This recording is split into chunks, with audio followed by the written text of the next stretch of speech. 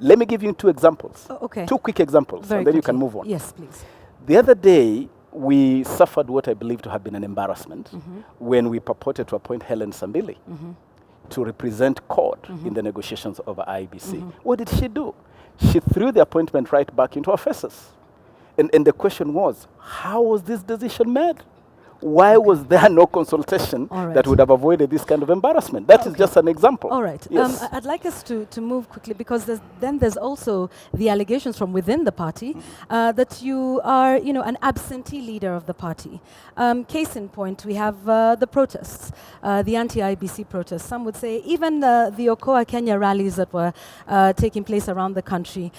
You were conspicuously absent from any of the press conferences that were made by your party. We call that. Also, on the streets, many would expect that the Secretary General of a party like ODM would be present on the streets. And you are now being accused of not being absent. My question is, do you agree with the protests, the way in which they were carried out by your party? Do you think IEBC has issues and needs sorting out? And why are you not on the perhaps Joint Select Committee? Yvonne, let me first of all clarify one thing. My capacity is not in doubt. I was not baptized general in ODM for nothing. I was baptized a general in this party because of my performance. And I am one person in ODM who does not need to prove my performance. I have proven myself. I have earned my stripes, as they say in military terms. What we are talking about here is a scenario which the English call nitpicking. People are doing what is called nitpicking. Because if you talk about IEBC, I am the first person within the code fraternity to raise the red flag on IEBC. You hosted me in this studio, Yvonne, when I was chairman of the Public Accounts Committee. At that time, I had just initiated an inquiry by the Public Accounts Committee into the IEBC. That report is already in the National Assembly. I am the first person to actually start an inquiry into IEBC.